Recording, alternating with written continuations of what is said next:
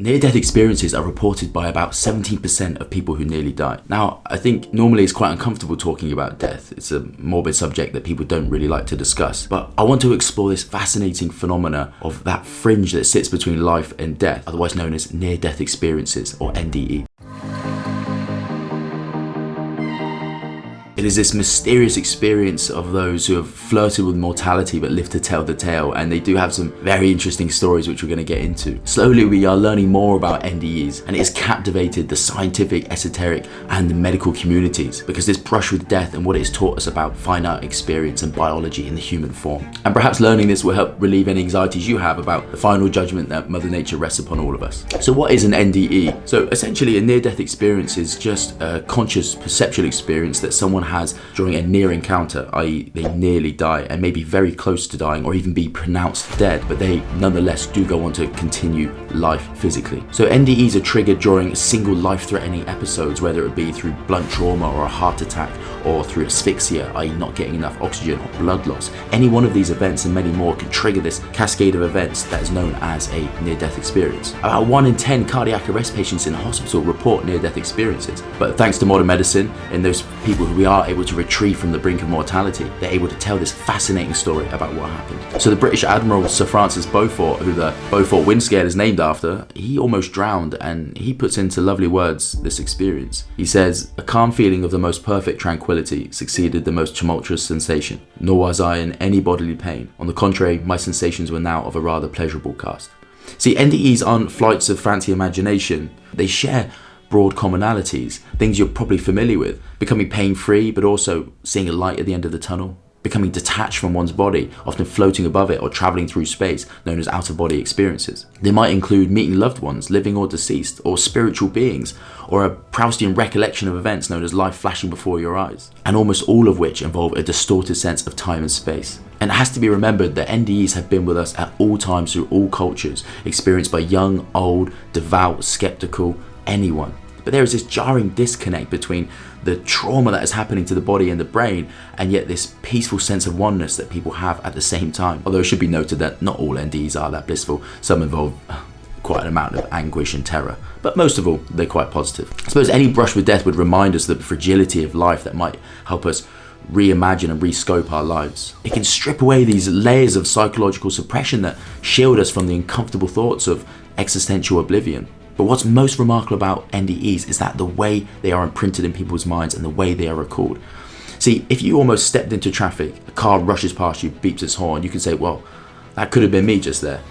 Now, an event like that might fade over time. It usually does. You might think yourself very lucky that day, but the next day you've probably forgotten about it and you're no longer thinking about how valuable and precious life is. But with near-death experiences where people are often maybe even clinically pronounced dead, but then are brought back to physical life, that stays with them. It is a print that lasts. They remember these events with unusual intensity and lucidity, and this is a phenomenon that scientists have tried to understand. See, usually when someone has a near-death experience, they are biologically compromised, they are unconscious or comatose, and therefore their ability to form memories should be massively hindered. And yet they remember these events like it was something imprinted like a film in their memory. Considering them from a medical perspective is so illogical, it doesn't make sense. They report these events in such a logical, lucid way that it's hard to deny, and actually this term has been called superconscious, and this was explored. The Near-Death Experience Research Foundation surveyed over 1,200 people who had near-death experiences, and they asked them the question, how did your alertness and consciousness during the event compare to your everyday alertness and consciousness? And over 74% of them said they were more alert and more conscious during the NDE than they are in normal life. So it took the death for them to wake up. If you're enjoying this video or finding it even slightly interesting, then I would love to have you along for the journey. Please do subscribe, hit the ring ding ding bell, and it'll be the easiest thing you do today, but it might just benefit you for years to come. So a 2017 study at the University of Virginia aimed to explore this further. So they took people with NDEs and got them to compare the NDE with other real or imagined memories. And they found they were able to recollect with greater vividness and detail the NDE than other events in their life, or both real and imagined. So one of the most common characteristic experiences is an out-of-body experience. So an out-of-body experience, or an OBE, is simply a separation of consciousness from the body, and often involves people flying above their body, looking down at themselves. And it's experienced by about 45% of people who have a near-death experience. And what's strange is that people who have a cardiac arrest and an out-of-body experience often are able to recollect the events of the resuscitation despite being completely unconscious, and do it with scary accuracy. So in 2008, they did the largest study ever done on NDEs with over 2,000 patients in the UK, USA, and Austria. And they explored the broad experiences felt by people who have NDEs. And what they concluded was that in some cases of cardiac arrest where they've had an out-of-body experience, their perception of the events actually correlated and were very accurate with what happened. So the first prospective study that was done on NDEs and including out-of-body experiences was by Dr. Michael Sabin. And he compared the experience of those having a cardiac arrest and a near-death experience with those who had a cardiac arrest and did not report a near-death experience. And what he found was that the people who had a near-death experience were able to recollect the resuscitation more clearly than those who didn't. They were far more accurate in describing their own resuscitation. So other retrospective studies done by Dr. Holden found that in the case reports that she analysed, 92% of people who had NDEs and out-of-body experiences during cardiac arrest were able to accurately describe the event, 92%. And just to throw another spanner in the works, when people have a cardiac arrest when they're under general anesthesia during an operation, for example, this is a state that they should not be able to form memories. We know from prior studies using EEG, that is electroencephalogram, it is a study of brain activity, and using functional imaging, that this is a state of brain activity that shouldn't be able to form lucid memories. But Dr. Bruce Grayson, in his studies of people with NDEs, found that those even under general anesthesia could report with strange lucidity events that happened, and it reported experiences like flying above their body, watching medical personnel work on their body, and these recollections were clearer than usual. So another feature is encounters, meeting people either living or deceased. A study by Dr. Emily Kelly compared people who had NDEs with encounters and those who had NDEs and didn't experience encounters. And what she found was that those people who had encounters, only 4% of those encounters involved people who were alive, which is a stark contrast compared to dreams and hallucinations where it's more common to have encounters with people who are living. So let's dip into the science as to what might explain some of these amazing phenomena that happen as part of an NDE. Because noticing these strange patterns with NDEs has turned a subject that was once considered just a feverish hallucination or confabulation into a subject that is of significant interest and just involves some unbelievable science. Science has for a while tried to explore this phenomena, but it's not an easy thing to study. I mean, firstly, because of the dizzying variety of ways that death can be caused. Secondly, because there's a cornucopia of different chemical and electrical signals that happen during this time that make it difficult. And also because people aren't usually conveniently in an MRI scanner or hooked up to an EEG at the time of death. You can't exactly recreate these in a lab, not ethically. I think it's called murder. Near murder? But let's explore some of the potential neurochemical and physiological explanations for it. For example, the narrowing and tunnel vision that people get, that light at the end of the tunnel, may be explained by blood not perfusing the retina, where vision is lost in the peripheries first. So the challenge therefore is to try and explain NDEs in a natural framework with physiological explanations, and to see what we're left over with, see what might be up to the supernatural.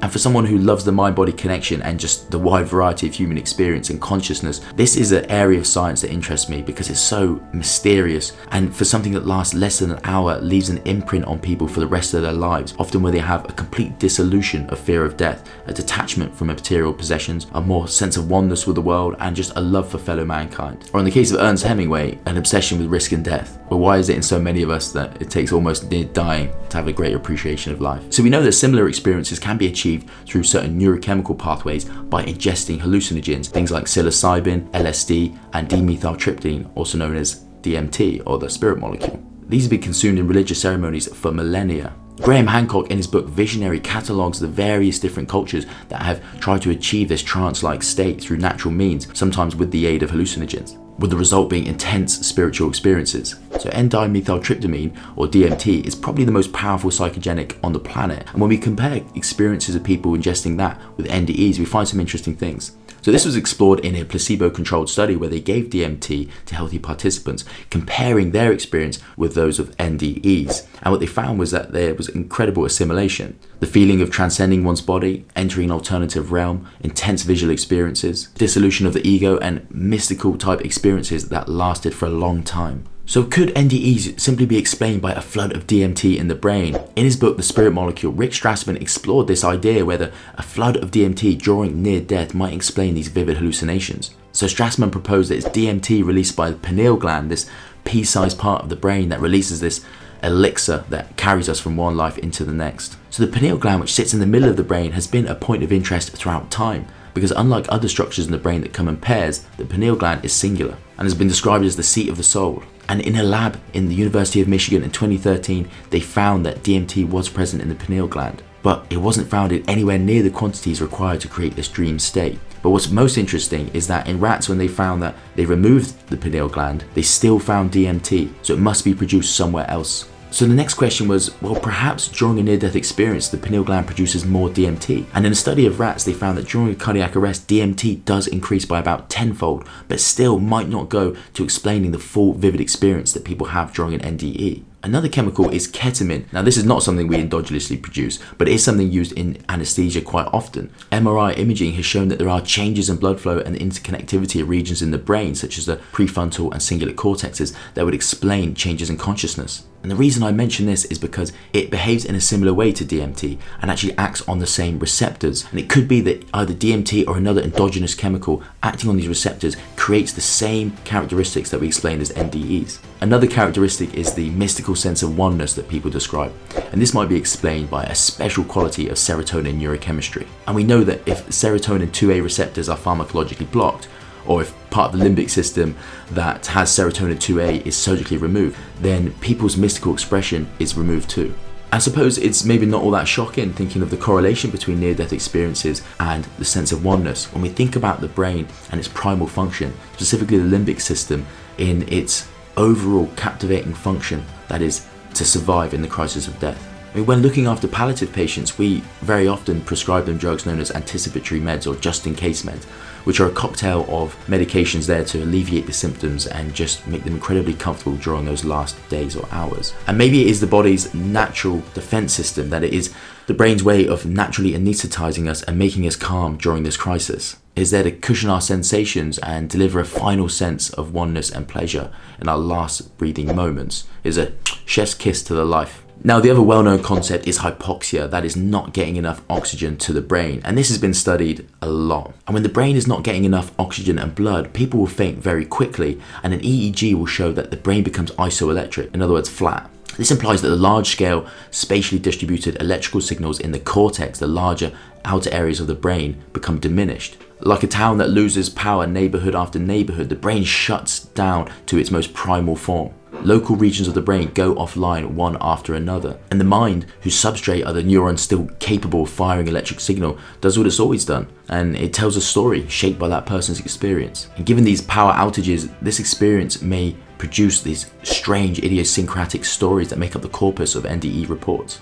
And when the entire brain shuts down, of course, life is extinguished. But if it is rebooted, then the narrative just continues. Scientists have videotaped and analysed and dissected this process, often using highly trained individuals like astronauts and fighter pilots who are put in the centrifuge during training, that instrument that creates tremendous G-force on the body. That same force causes a lack of perfusion of blood into the brain and therefore unconsciousness. At around 5 times the force of gravity, blood cannot get to the brain and they pass out pretty quickly. But if you stop that force, within about 10 to 20 seconds, they're back in the room. But the range of phenomena that these pilots and astronauts have reported are strikingly similar to those of NDEs. Bright lights, tunnel vision, sensations of pleasure, mystical experiences, and even encounters with family. Could another explanation for NDEs be electrical impulses in the brain, such as seizures? Many neurologists have noted the similarities between NDEs and a class of epileptic seizures that affect the temporal lobe.